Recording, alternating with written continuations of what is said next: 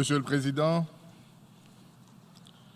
je souhaite tout d'abord, au nom du Président de la République d'Haïti, Son Excellence M. Jovenel Moïse, vous adresser mes plus vives félicitations pour votre élection à la présidence de la 74e session de l'Assemblée générale et vous assurer du parfait soutien de ma délégation dans la conduite de nos travaux. Je m'en voudrais de ne pas féliciter votre distinguée prédécesseur, Madame Maria Fernandez Espinosa Garcés, pour l'excellente qualité du travail accompli au cours de la 73e session de l'Assemblée générale. Je salue également le travail remarquable du secrétaire général, M. Antonio Guterres, aux commandes de notre organisation, plus particulièrement les efforts indéniables qu'il a su déployer pour focaliser l'attention de tous sur l'impérieuse nécessité de travailler ardument à la satisfaction des besoins et aspirations légitimes de tous les peuples de la planète. Je l'encourage vivement à continuer d'œuvrer pour la mobilisation des ressources financières nécessaires pour conjurer, dans le cadre d'un multilatéralisme renouvelé et renforcé, les diverses menaces à la paix et à la sécurité internationale, et promouvoir la mise en œuvre effective du programme de développement durable à l'horizon 2030. L'avenir de l'humanité en dépend amplement, car si nous ne respectons pas les multiples engagements auxquels nous avons librement souscrit au cours des dernières années, le monde risque de ne pas être celui que nous, peuple des Nations Unies, appelons de tous nos vœux depuis l'adoption de la charte de l'organisation. À la veille de la commémoration du 75e anniversaire de la création des Nations Unies, j'estime indispensable un sursaut de responsabilité collective. Nous devons tous rester mobilisés sur ces buts, principes, piliers d'action et objectifs, en gardant à l'esprit que les générations futures nous jugeront sur notre sens de responsabilité et de solidarité. Monsieur le Président, je me réjouis que le débat général de cette session soit fortement marqué du sceau de la promotion du multilatéralisme tel que le suggère son thème central, à savoir dynamiser les efforts multilatéraux en faveur de l'élimination de la pauvreté, d'une éducation de qualité, de l'action climatique et de l'inclusion. Ce thème rappelle aux États membres de l'organisation et à toutes les parties prenantes, s'il en était encore besoin, la voie à suivre pour réaliser le développement durable et la paix mondiale. Aussi, ai-je noté, avec une énorme satisfaction, que les réunions de haut niveau, convoquées tant par le secrétaire général que par vous, Monsieur le Président, s'inscrivent dans la dynamique de la promotion, de la mise en œuvre des engagements pris au regard des objectifs du développement durable, de la garantie de la couverture sanitaire universelle, de l'impératif du financement du développement et de l'appui aux petits États insulaires en développement. J'espère que nous comprendrons tous la nécessité de passer des déclarations solennelles à des actions et initiatives concrètes qui soient à la dimension des défis présents et à venir. Monsieur le Président, je voudrais en appeler à la bienveillante attention de tous sur l'augmentation inquiétante du nombre et de l'ampleur des incendies des feux de forêt survenus au cours des dernières années. je profite pour renouveler ma profonde et sincère solidarité à l'endroit de tous les pays et de toutes les populations les plus durement affectées par ces incendies, ainsi que mon soutien inconditionnel aux initiatives concertées qui vivent essentiellement à les prévenir. Il y va de la satisfaction de l'intérêt général et de la préservation de notre planète. Monsieur le Président, plus près de nous, les 1er et 2 septembre écoulés, l'ouragan Dorian a semé la mort et la désolation avec de lourdes destructions au sein des populations de l'archipel des Bahamas, notamment les îles Abaco et Grande Bahama, qui, d'ailleurs, accueillent de nombreux migrants de mon pays. Ce pays frère fait face à la plus grave urgence humanitaire de son histoire. Je réitère ma parfaite solidarité avec les autorités et le peuple des Bahamas, ainsi que mon appel à un plus grand soutien de la communauté internationale aux efforts des Bahaméens. Nous pensons également aux inondations qui ont récemment frappé les villes haïtiennes des Gonaïves et de Petit-Gouave et provoqué des pertes humaines et des dégâts matériels considérables. Le gouvernement haïtien fait de son mieux pour continuer à fournir l'aide d'assistance aux victimes et s'attaquer aux causes profondes de ce phénomène. Dans ce contexte, une attention particulière devrait être accordée aux petits États insulaires en développement, qui ne disposent pas de moyens suffisants pour lutter contre les catastrophes naturelles et préserver l'environnement. Mon pays souhaite ardemment apporter toute sa contribution aux efforts multilatéraux pour lutter contre ce phénomène. Monsieur le Président, ce n'est pas un hasard si l'élimination de la pauvreté sous toutes ses formes et partout dans le monde constitue l'objectif numéro 1 du programme de développement à l'horizon 2030. Il est malheureux de constater que les efforts déployés au niveau mondial pour la mise en œuvre de cet objectif central sont loin d'être à la hauteur des besoins réels. Aujourd'hui encore, un fort pourcentage de la population mondiale souffre de la pauvreté et de la faim. Nous ne parviendrons pas à inverser cette triste tendance sans une vaste mobilisation de ressources financières. Le décalage est encore très saisissant entre les engagements que nous avons pris et les actions en cours pour éliminer la pauvreté dans le monde. En tant que petit État insulaire en développement, Haïti ne ménagera aucun effort, malgré la faiblesse et la limitation de ses moyens, pour s'attaquer résolument aux causes profondes de la pauvreté et de la faim.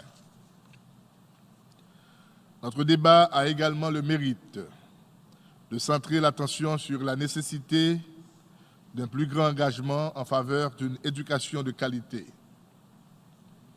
Ma délégation est convaincue qu'une éducation de qualité et accessible à tous est essentielle au développement économique et au progrès social.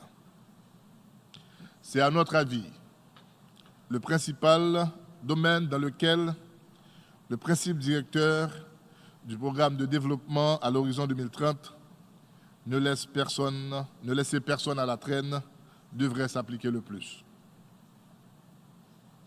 C'est surtout par l'éducation que nous pourrons garantir concrètement le respect des droits de l'homme et des libertés fondamentales pour tous, ainsi que le progrès économique et social de tous les peuples. Nous pensons que les politiques publiques visant le développement durable doivent accorder une place importante à l'éducation, l'épanouissement et l'emploi pour des jeunes qui constituent des véritables bâtisseurs de l'avenir.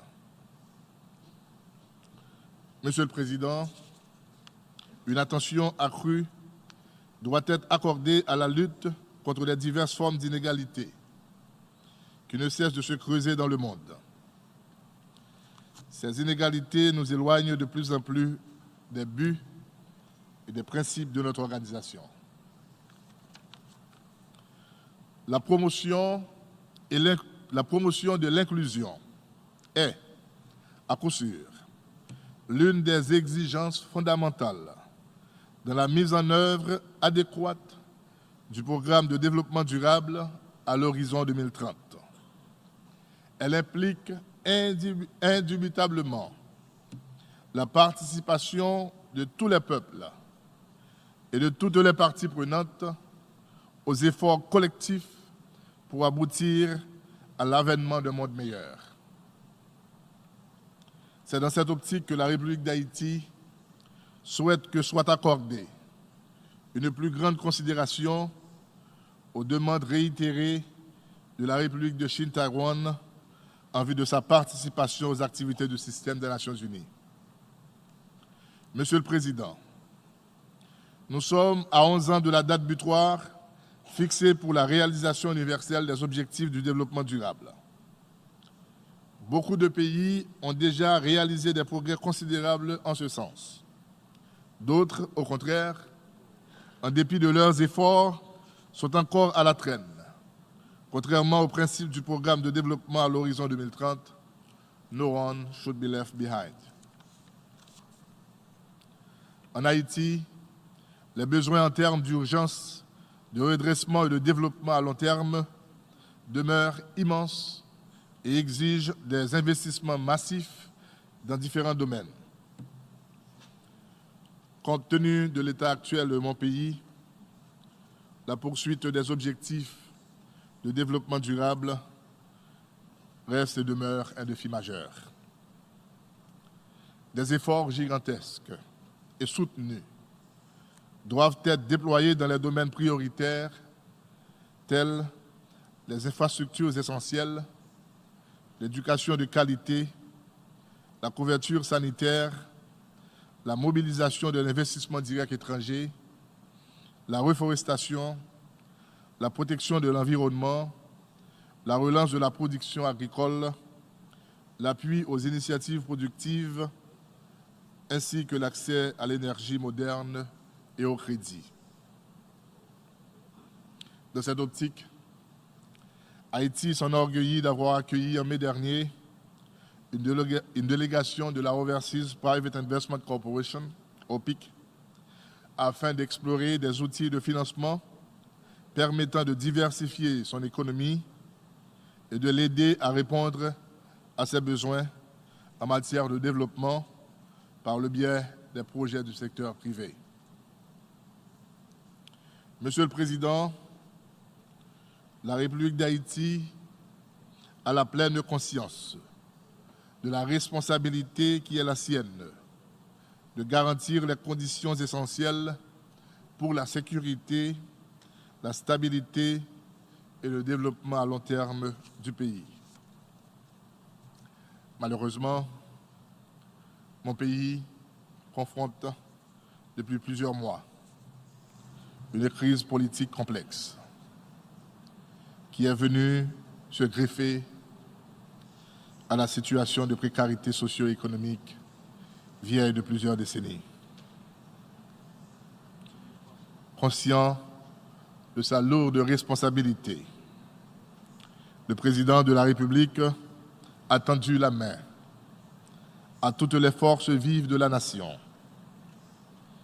en vue de sauvegarder les acquis démocratiques, de permettre au pays de revenir à la paix, la stabilité, la sérénité et de faciliter la plus large participation citoyenne à la gestion de la chose publique.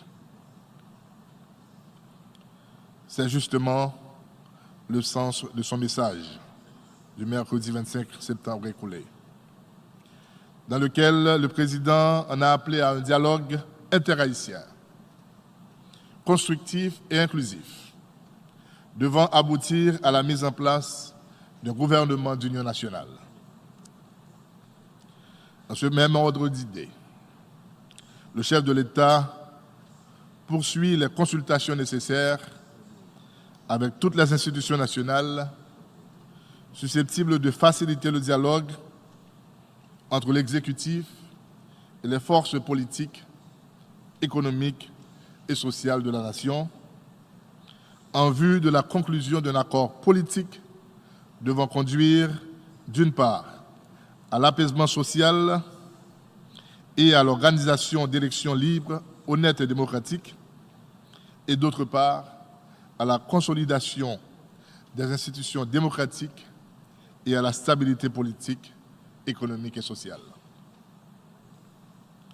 Le président de la République entend faire tout ce qui est en son pouvoir pour parvenir à mobiliser les principaux acteurs de la vie nationale et internationale sur les efforts indispensables pour engager irréversiblement le pays sur la voie de la stabilité et du progrès. Cependant, la République d'Haïti ne pourra pas se relever sans un appui substantiel, soutenu, durable, cohérent, bien coordonné et efficace de la communauté internationale. Monsieur le Président, plusieurs missions des Nations Unies sur le terrain, notamment celle du groupe consultatif ad hoc de l'ECOSOC, ont récemment dressé le constat des difficultés énormes et multidimensionnelles que confronte la République d'Haïti. C'est dans ce contexte que s'effectue le retrait progressif de la mission des Nations Unies pour l'appui à la justice en Haïti, MINUJUS, et la transition vers le Bureau intégré des Nations Unies en Haïti, BINU. Nous prenons acte du mandat de cette nouvelle mission qui consistera essentiellement à conseiller le gouvernement de la République sur les moyens de promouvoir et de renforcer la stabilité politique et la bonne gouvernance. Nous souhaitons vivement que cette nouvelle mission des Nations Unies ait à sa disposition toutes les ressources nécessaires à la pleine réalisation de ses principales tâches. Il est important que se développe une meilleure coordination de la présence onusienne en Haïti et que toutes ces actions s'inscrivent dans le cadre des priorités établies par le gouvernement de la République.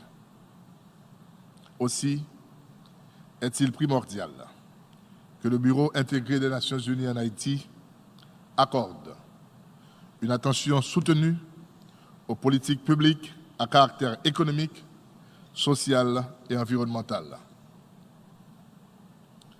Monsieur le Président, la stabilité d'Haïti passera nécessairement par un authentique dialogue interhaïtien. L'amélioration de la situation sécuritaire, ainsi que la promotion de l'investissement privé, de la démocratie, de la justice, des droits de l'homme, de l'état de droit et du développement durable. Ma délégation souhaite partager avec les peuples des Nations Unies les vœux de la République d'Haïti pour l'établissement d'un monde meilleur, où triomphe en fait la paix, l'harmonie, la stabilité, le progrès et le bien-être pour tous. Toujours est-il que ce monde idéal et idéal ne se réalisera pas sans l'adoption d'un nouveau paradigme de la coopération internationale, qui passe nécessairement par une réforme en profondeur des structures ainsi que du fonctionnement du système des Nations Unies. Cette réforme doit tenir compte des nouvelles réalités du monde contemporain. Tout compte fait, les structures des Nations Unies se doivent d'être plus souples, plus ouvertes et plus pragmatiques, de manière à rendre l'organisation plus proactive et plus efficace, autant dans ses prises de décision que dans la mise en œuvre de celles-ci. Nous en voulons pour preuve le cas de l'introduction de l'épidémie du choléra en Haïti, qui a fait des dizaines de milliers de victimes à travers le pays. Une action responsable et célère des Nations Unies aurait pu permettre de limiter les dégâts et d'éviter bien des souffrances aux populations affectées. Force est de reconnaître que des progrès encourageants ont récemment été accomplis dans la lutte pour l'élimination du choléra en Haïti, grâce aux efforts de l'envoyé spécial du secrétaire général et de tous les secteurs concernés en Haïti. Nous invitons les Nations Unies à redoubler ses efforts en vue de mobiliser des financements suffisants et prévisibles pour la mise en œuvre adéquate de la stratégie de lutte contre le choléra en Haïti. Ma délégation exprime enfin, au nom du président de la République d'Haïti, son Excellence M. Jovenel Moïse, sa plus sincère gratitude à l'endroit de tous les partenaires et amis d'Haïti qui soutiennent nos efforts en vue d'améliorer les conditions de vie de toutes les couches de la population haïtienne. La paix est un bien universel. Nous devons tous travailler pour la paix, afin que nos projets de promotion humaine ne soient pas une expression d'illusion, mais plutôt une réalité. Je vous remercie de votre attention.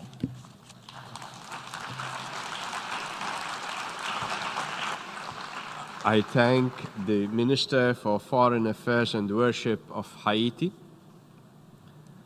I now give the floor to His Excellency Jean-Claude Cagosso, Minister